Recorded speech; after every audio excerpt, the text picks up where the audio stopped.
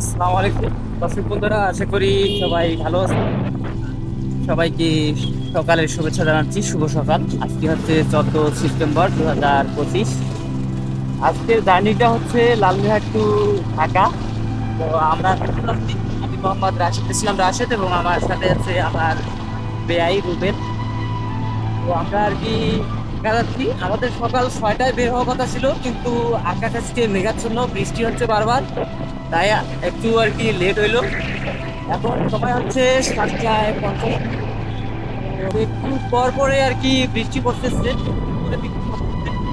তো আমরা আর কি আল্লাহর নাম দিয়ে বেরিয়ে পড়েছি। তো আমরা আর কি রেইনকোট করেছি, দুজনে রেইনকোট করেছি। এটি হচ্ছে ক্যান্টনমেন্ট পাবলিক স্কুল কলেজ, আর এটি হচ্ছে ফিলিং স্টেশন। আমরা আর কি তেল নেবো এখন, এখান থেকে আর কি তেল নেবো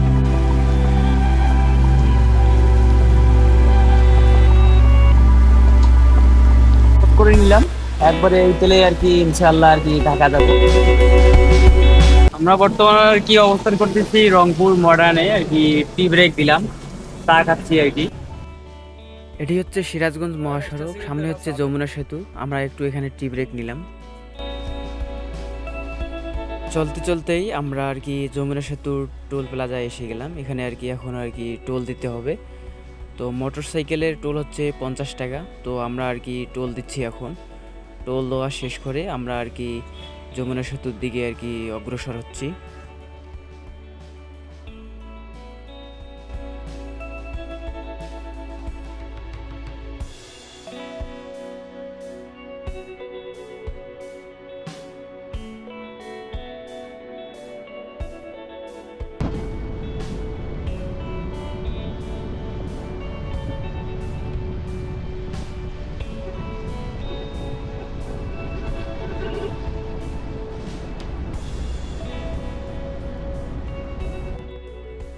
এটি হচ্ছে যমুনা সেতু। এখানে আর কি দাঁড়ানো নিষেধ, তাই আমরা আর কি এখানে দাঁড়াতে পারলাম না।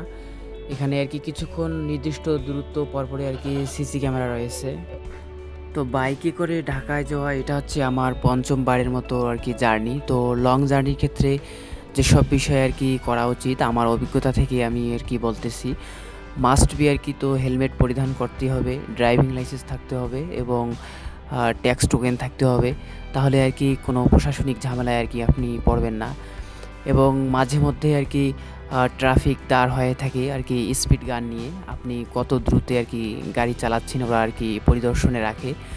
পথে আর কি সাইনবোর্ডে আর কি স্পিড লিমিট থাকে যে আপনি কত গতিতে আপনার বাইকটা চালাবেন। তো এইসব বিষয় আর কি অবশ্যই মেনে চলতে হবে সেফ জার্নির জন্য।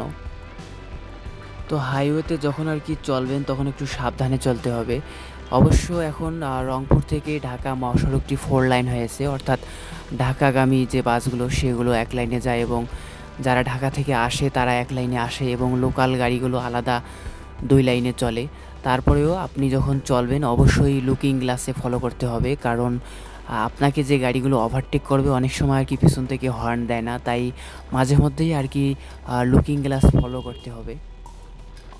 সারাদিনের যাত্রা শেষ করে আমরা রাতের বেলা রুবেলের বড় ভাই মফিজুল ভাইয়ের মেহমানদারিতে ছিলাম এবং সকালবেলা রুবেলের একটি প্রোগ্রাম ছিল, ও প্রোগ্রাম করতে যায় এবং আমি বসুন্ধরা মার্কেটে আমার কিছু কেনাকাটা ছিল, কেনাকাটা শেষ করে মফিজুল ভাই পুনরায় দুপুরবেলা তার বাসায় মেহমানদারি করায় এবং মেহমানদারি শেষ করে আমরা 2টার পর বাসার দিকে রওনা হই লালমিহাটের উদ্দেশ্যে এবং আমরা রাত 9টার দিকে আর কি বাসায় এসে পৌঁছেছি। তো সবাই ভালো থাকবেন। আমাদের ভিডিওটি ভালো লাগলে একটি লাইক করবেন, শেয়ার করবেন। আসসালামু আলাইকুম রহমতুল্লাহ।